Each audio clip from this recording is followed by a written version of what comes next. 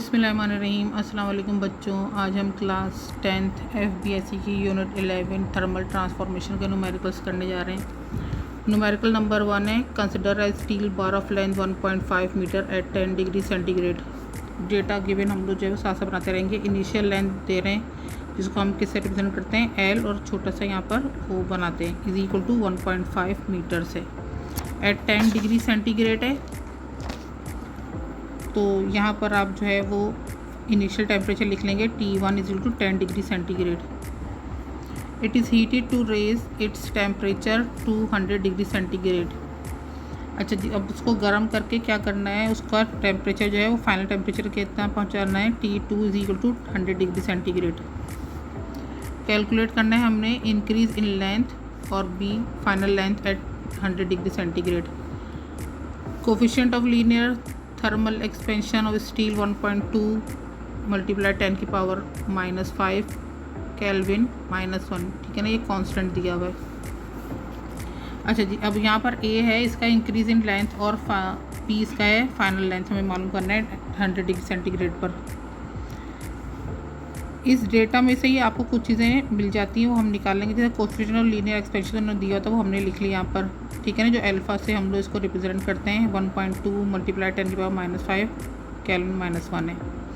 Kelvin हो या centigrade हो, ठीक है ना, अभी इसका कॉन्स्टेंट केल्विन में दिया हुआ है, वरना अगर सेंटीग्रेड में दिया होता है तो केल्विन और सेंटीग्रेड आपस में जो होते हैं वो इक्वल होते हैं। तो क्या होगा कि अगर पर केल्विन लिखा हुआ है तो वो भी सेम हो जाएगा, और अगर कभी पर करके सेंटीग्रेड लिखा होगा तो वो भी सेम होगा। टेम्परेचर राइज जो है वो कितना हम कैसे मालूम करेंगे, delta T is equal to T2 में से T1 को माइनस कर देंगे तो 100 में से 10 निकल गया, तो 90 डिग्री सेंटीग्रेड हमारे पास टेम्परेचर आ रहा है। इंक्रीज इन लेंथ हम कैसे मालूम करेंगे, ए पार्ट इसका जो है इंक्रीज इन लेंथ हम कैसे मालूम करेंगे, delta L is equal to L, ये फार्मूला डाल देंगे हम। ठीक है ना, इसका फार्मूला बता रहे हैं कि इंक्रीज इन लेंथ का फार्मूला हम डालेंगे, टोटल लेंथ मालूम करनी होगी, delta L is equal to L O यानी initial length multiply alpha multiply delta T. ठीक है ना, ये इंक्रीज इन लेंथ का फार्मूला डालेगा, और फाइनल लेंथ जो इसका बी पार्ट है उसको मालूम करने के लिए क्या करेंगे, L is equal to L O initial plus delta L final length मालूम करने के लिए करेंगे। ठीक है ना, ए पार्ट करते हैं पहले इसका। इंक्रीज इन लेंथ के लिए हमने डेल्टा एल मालूम करना है, एल ओ हमारे पास 1.5 गिवन था, मल्टीप्लाई एल्फा हमारे पास जो है कोफिशिएंट और लीनियर एक्सपेंशन, ठीक है ना, वो हमने कांस्टेंट लिख दिया 1.2 मल्टीप्लाई 10 की पावर -5। अच्छा जी, अब डेल्टा टी हमारे पास जो फ़र्क आया था टेम्परेचर का वो 90 डिग्री सेंटीग्रेड, तो 90 लिख देना है हमने। अब क्या करना है, 1.2 को हमने 90 से पहले मल्टीप्लाई कर देना है। 1.2 को 90 से मल्टीप्लाई करते हैं तो फिर आता है हमारे पास 108। ठीक है ना, अब यहाँ पर 108 आया है। अभी हमने इसमें ये पावर को कन्वर्ट नहीं किया है रेज़ टू बी पावर में। 1.5 हमने एज इट इज़ लिख लिया, 1.2 को 90 से मल्टीप्लाई किया, हमारे पास आ गया 108। अब 108 है यहाँ पर, तो आपको पता है जब यहाँ पर कहीं पर भी डेसिमल नहीं है तो इसका मतलब है डेसिमल एंड में। ठीक है ना, जब डेसिमल एंड में है तो वो क्या करेगा, पहले नंबर के पास जाएगा। जब पहले नंबर के पास जाएगा तो वो क्या हो जाएगा, +2 आएगा हमारे पास, क्योंकि उसने 2 डिजिट को क्रॉस किया है। अब ये +2 है और ये -5 है। ठीक है ना, तो वो क्या आ जाएगी, बड़े वाले की पावर आ जाती है, और 5 में से 2 निकल जाएगा, 3 आ जाएगा, तो ये बन जाएगा 1.5 मल्टीप्लाई 1.08 मल्टीप्लाई 10 की पावर -3। अब यहाँ पर क्या करेंगे हम, 1.5 को और 1.08 को मल्टीप्लाई कर देंगे तो हमारे पास आता है आंसर 1.62। ठीक है ना, मल्टीप्लाई 10 की पावर -3। अब ये क्या है, लेंथ है तो हमने मीटर में दे दिया आंसर, लेकिन यहाँ पर -3 है तो हम इसको कैसे लिख सकते हैं और करके, या तो हम इसको ऐसे भी लिख सकते हैं, delta L is equal to, अब -3 है, -3 का मतलब है कि जब कोई चीज़ राइट की तरफ आ रही होती है, ठीक है, राइट की तरफ आ रही होती है तो वो क्या करती है, अपना पावर जो है वो माइनस बना रही होती है। जब कोई चीज़ लेफ़्ट की तरफ जा रही होती है तो पावर जो है वो प्लस होती है। अब यहाँ पर जो है ये यहाँ से ये ए क्रॉस कर जाएगा, ठीक है ना, इसके बाद 1 2 और ये 3, यानी कि 3 डिजिट डेसिमल जो है वो क्रॉस करेगा डिजिट्स को, तो फिर ये -3 जो है वो यहाँ पर मैनेज हो जाएगा। तो हमने क्या लिखना है, 0.00162 मीटर हो जाएगा। इसको हम ऐसे भी लिख सकते हैं। ठीक है, अब हमारे पास आ रहा है फाइनल आंसर 162। ठीक है ना, हम नंबर को देखेंगे तो हम क्या करेंगे, 1 के बाद पॉइंट लगाएंगे, 62 लिखेंगे, और ये मिलीमीटर, हम इसको मिलीमीटर कर देंगे, क्योंकि हमने डेसिमल को क्या किया है, अगर हमने इधर शिफ्ट करना है तो फिर वो क्या हो जाएगा, मिलीमीटर, ठीक है ना, मिलीमीटर हो जाएगा और फिर वो 1.62 मिलीमीटर आपका आंसर हो जाएगा। फाइनल लेंथ हमने कैसे मालूम करनी है, final length L is equal to L O plus delta L होगा। L is equal to L O हमारे पास कितना है 1.5 प्लस हमारे पास डेल्टा एल कितना आया है 0.00162, जो मीटर, जो हमारे पास मीटर, क्योंकि हमारे पास SI यूनिट बेस जो है वो मीटर होता है, तो हमने क्या करना है, मीटर वाली ही रीडिंग लेनी है। 1.5 में 0.00162 प्लस कर देंगे तो हमारे पास आंसर आएगा 1.50162, ठीक है ना। और इसका अगर आपने मीटर लगा देनी, क्योंकि लेंथ की जो है वो यूनिट मीटर है, और ये इस तरह से आपका आंसर है। सेकंड न्यूमेरिकल है, a solid cube of side length 10 centimetre at 25 degree centigrade is heated. अब सॉलिड क्यूब है, इसके साइड लेंथ जो है वो 10 सेंटीमीटर है और उसको हम 25 डिग्री सेंटीग्रेड तक हीटेड कर रहे हैं। Side of cube at 25 degree centigrade, L length जो कितनी दी हुई हमें 10 सेंटीमीटर, सही है ना। अब सेंटीमीटर को हमने 0.10, यानी कि जब हमने इसको मीटर में चेंज किया सेंटीमीटर को, तो 100 से हमने इसको डिवाइड कर दिया तो ये क्या हो जाएगा, मीटर आ जाएगा।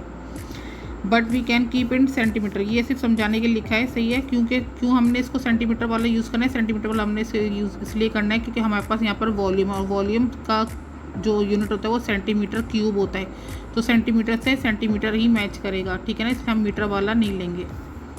इनिशियल वॉल्यूम हमारे पास कितना आ रहा है यहाँ पर, what will be increase in its volume at 125 degree centigrade if it's coefficient of linear thermal expansion 9 × 10⁻⁻6 kelvin -1 है।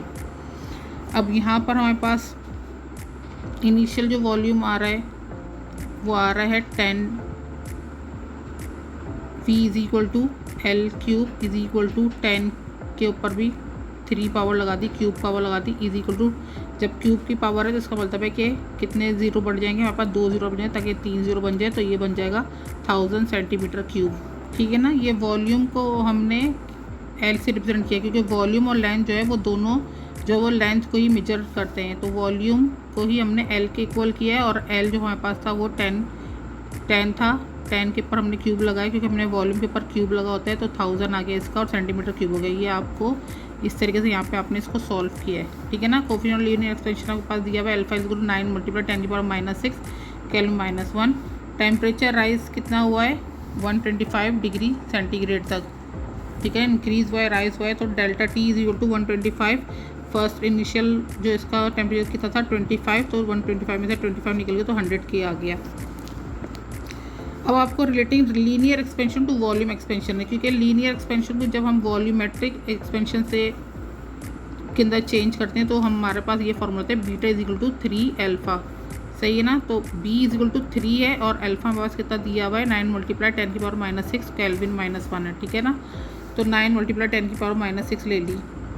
अब 3 9 27 आ गया, 10 के ऊपर -6 है।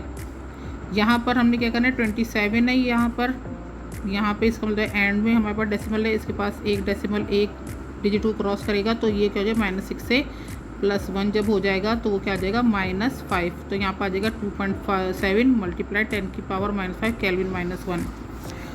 अब फॉर्मूला फॉर वॉल्यूम इंक्रीज़ है, क्योंकि हमें इसे बताना था कि कितना वॉल्यूम इंक्रीज़ हुआ है, तो हमने फॉर्मूला लगाना है delta V is equal to V × beta × delta T.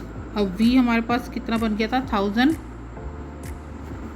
1000 लीजिए हमने, बीटा हमारे पास कितना आया है 2.7 × 10⁻⁻5, और डेल्टा टी हमारे पास कितना आ गया था 100, सही है ना। तीनों को आपस में हमने मल्टीप्लाई कर दिया, 2.7 को जब हमने 100 से मल्टीप्लाई किया तो हमारे पास आ जाता है 2.7 × 10⁻⁻5। अब ये 2 ज़ीरो, इसको सिंपल कैसे कर लेना है, ये -5 है, और यहाँ से एंड से जब डेसिमल इधर जाएगा तो ये +2 हो जाएगा, तो इसकी पावर क्या आ जाएगी -3 बन जाएगी, तो 2.7 × 10⁻⁻3।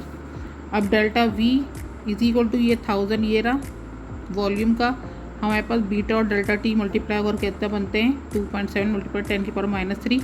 अब इनको हमें देखना है, तो अब यहाँ पर आप देख लेंगे -3, और ये भी जब इधर से जाएगा +3 हो जाएगा इसकी पावर। तो +3 -3 आपस में कैंसिल हो जाएगा, तो हमारे पास सिर्फ और सिर्फ क्या बच जाएगा 2.7 बच जाएगा। और हम वॉल्यूम का जो है वो लगा देंगे यूनिट सेंटीमीटर क्यूब, तो 2.7 सेंटीमीटर क्यूब आपका आंसर है। थर्ड न्यूमेरिकल है steel railroad track segment is 10 metre long at a cool morning temperature of 15 degree centigrade. अब रेल रोड जो है वो स्टील का है, ट्रैक पे पूरे जो सेगमेंट, एक सेगमेंट यानी एक पीस जो उसका है वो कितना है 10 मीटर लॉन्ग है। कूल मॉर्निंग का टेम्परेचर दे रहे हैं 15 डिग्री सेंटीग्रेड। तो initial length of steel track जो है वो लेंथ दे रहे हैं 10 मीटर और इनिशियल टेम्परेचर दे रहे हैं वो T1 = 15 डिग्री सेंटीग्रेड।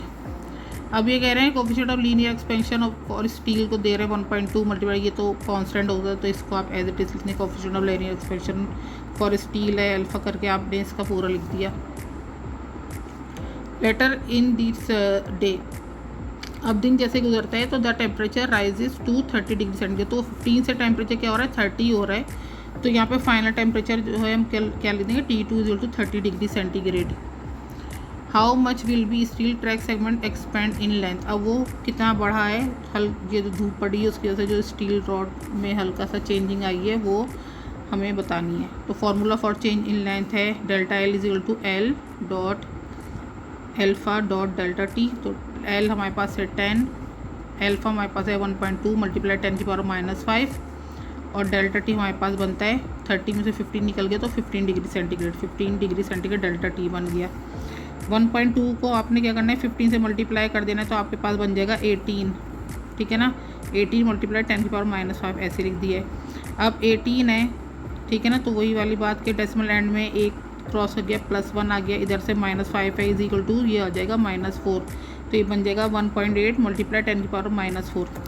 अब 10 से जब मल्टीप्लाई करेंगे, सही है ना, तो 10 से जब मल्टीप्लाई करेंगे सिंपल वही वाली बात हो जाएगी कि इसको क्या करें यहाँ से यहाँ पे ले जाएं और फिर वही हो जाएगा -1, तो +1 हो जाएगा, तो +1 और -4 -3 आ जाएगा। लेकिन अगर कैलकुलेटर से करें 1.8 को 10 से जब मल्टीप्लाई करेंगे तो आपके पास फिर से 18 आ जाएगा। 18 का मतलब फिर वही हमने डेसिमल को एक यहाँ पर ट्रांसफ़र किया तो ये बन गया +1 और ये हो गया -4। तो +1 और -4 क्या होता है 1.8 मल्टीप्लाई 10⁻⁻3 लेंथ है, तो मीटर में हमने इसका यूनिट दे दिया।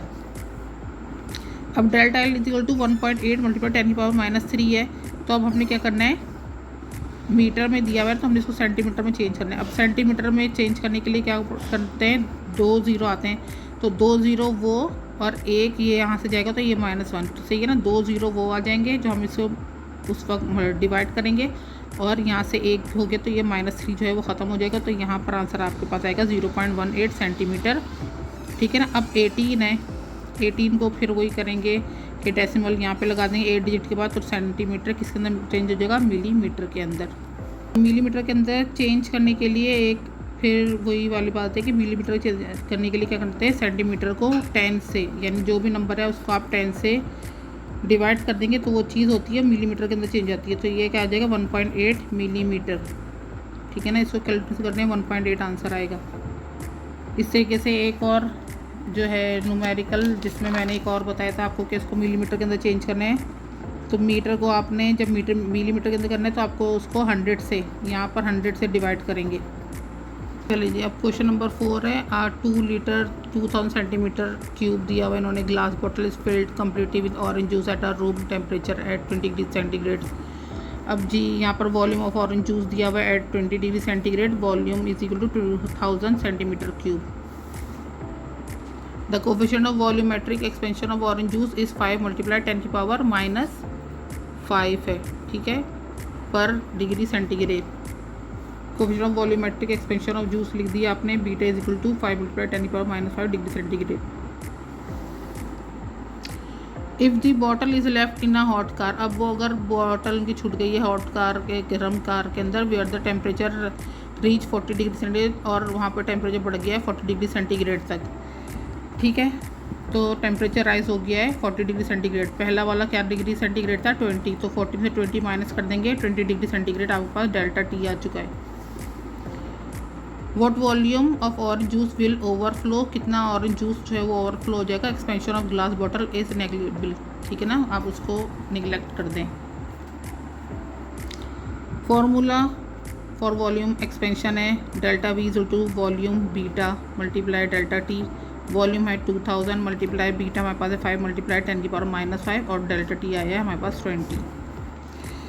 सिंपल क्या करेंगे हम 5 मल्टीप्लाई 10⁻⁻5 है, ठीक है ना। तो आप इसको क्या करें, सबसे पहले तो आप इसको ये कर लें कि -5 को आप और ये 5 को आप इस वाली साइंटिफिक जो है वो मेथड में लेकर आ जाएं।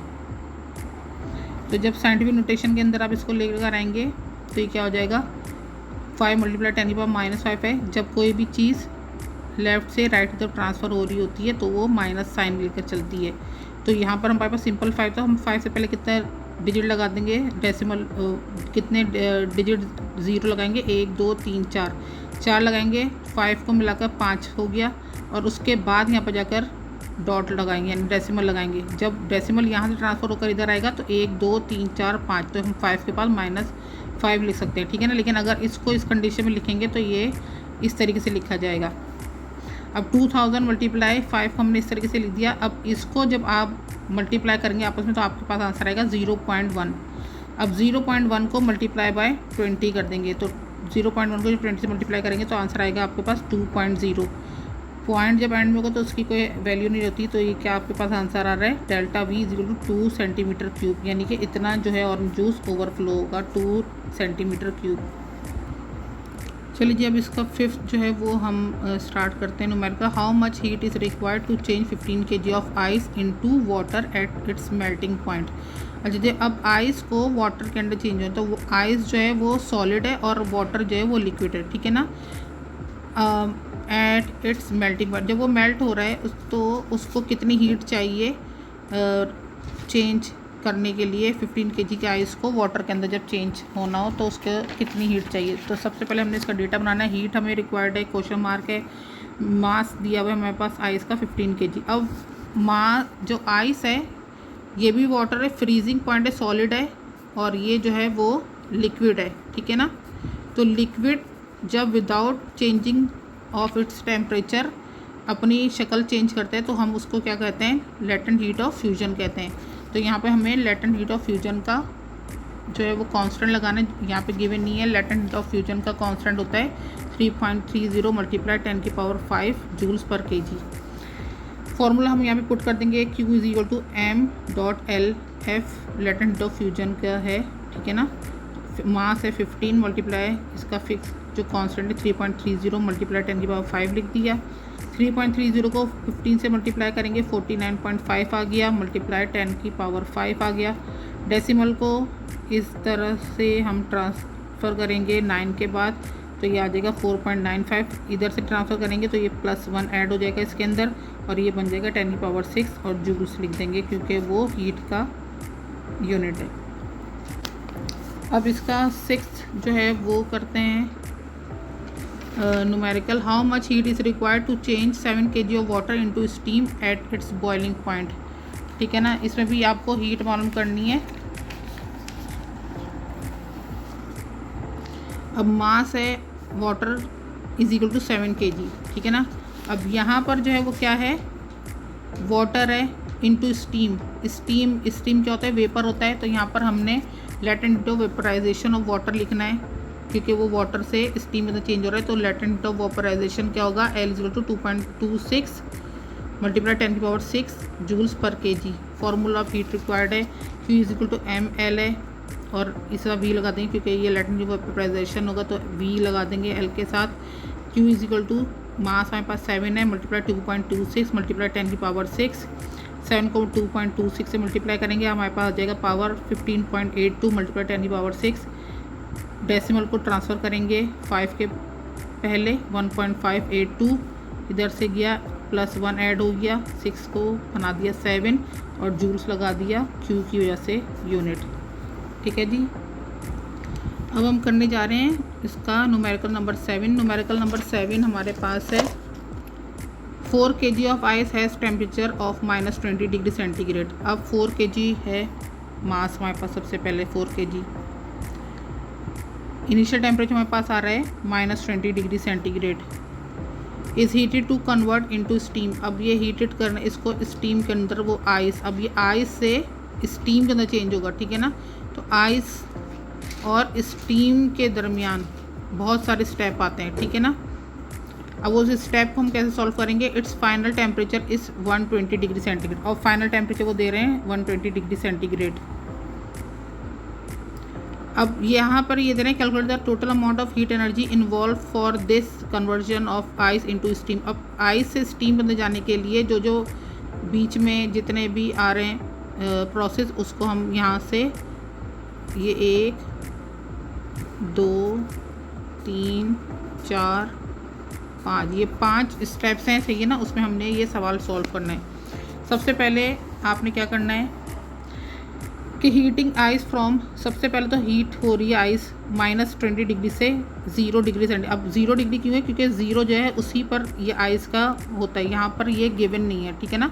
कुछ चीज़ें जो है ये 5 चीज़ें जो आपके पास दी हैं, लेकिन अब आपको यहाँ पर दिमाग लगाना है कि सबसे पहले हमने क्या करना है। जब हमने यहाँ पर मालूम करना है स्पेसिफिक हीट ऑफ आइस, सबसे पहले जब यहाँ पर आएंगे आप, तो यहाँ पर आपको पता होना चाहिए कि आइस का टेम्परेचर क्या, 0 पर जो होता है वो पानी जो होता है फ्रीज़ होता है, ठीक है ना। तो 0 इसका इनिशियल है, और ये -20 जो उन्होंने क्वेश्चन में हमें दिया हुआ है कि 4 kg आइस है और उसका टेम्परेचर है -20, ठीक है ना। अब यहाँ पे 0 से -20 पे हम जा रहे हैं। तो Q1 अब क्योंकि यहाँ पर हमने हीट मालूम करना है, तो डिफरेंट टाइप के हीट हैं, ठीक है ना। जब डिफरेंट टाइप की हीट हैं तो हमने सबको नंबर देना है। तो Q1 = m मास है, C सही है ना, और आइस यहाँ पर लिखा है और डेल्टा T है। C यहाँ पे स्पेसिफिक हीट है, ठीक है ना, स्पेसिफिक हीट ऑफ आइस है, तो C आइस लिख दिया हमने, डेल्टा T यहाँ पर लिख दिया है। मास 4 kg था, delta heat of specific heat of ice कितना हमें दिया हुआ है 2100 जूल्स पर kg पर केल्विन, ठीक है ना। आपने वही यहाँ पर लिख दिया 2100। यहाँ पर जो है टेम्परेचर में चेंजिंग क्या आ रही है, 0 है, माइनस है, -20, ठीक है ना। इससे माइनस प्लस हो जाता है, तो ये बन गया 20। अब 4 को 2100 से मल्टीप्लाई कर देंगे, और फिर जो आंसर आएगा उसको 20 से मल्टीप्लाई कर देंगे। जब तीनों को मल्टीप्लाई करेंगे आपके पास आंसर आएगा 1,68,000 जूल्स। अब जूल हमने क्यों लगाया? ये हमारे पास जो है वो हीट है, उसका ये यूनिट है। अब हमने सेकंड नंबर पे क्या मालूम करना है। अब यहाँ पर आप देखें कि स्पेसिफिक हीट ऑफ आइस दिया हुआ था, स्पेसिफिक हीट ऑफ वाटर दिया हुआ है, और एक स्पेसिफिक हीट ऑफ स्टीम दिया हुआ है। तो ये इस वाटर के बाद तो हम स्टीम का मालूम कर सकते हैं, और एक स्टेप उन्होंने दिया हुआ है latent heat of fusion of ice. अब फ्यूजन ऑफ आइस कब होता है? फ्यूजन ऑफ आइस उस वक्त होता है जब टेम्परेचर चेंज किए बगैर आइस जो होता है वो वाटर के अंदर चेंज हो जाता है, ठीक है ना। जब वाटर के अंदर चेंज होगा आइस, तभी तो फिर वो जाकर उसको हीट करेंगे, ठीक है ना, जब वो वाटर बन जाएगा, ठीक है। तो इसलिए हमने ये वाला स्टेप पहले करना है, यानी कि पहले स्पेसिफिक हीट ऑफ आइस करना है, आइस के बाद हमने ये वाला स्टेप करना है, latent heat of fusion of ice करना है। Melting ice at 0 degree centigrade to water हमने करना है। अब क्योंकि 0 डिग्री पर तो वो आइस था, और आइस जो है वो वाटर में चेंज हो रहा है, तो यहाँ पर लेटेंट हीट ऑफ फ्यूजन लगता है जब solid without changing its temperature liquid के अंदर चेंज हो जाता है।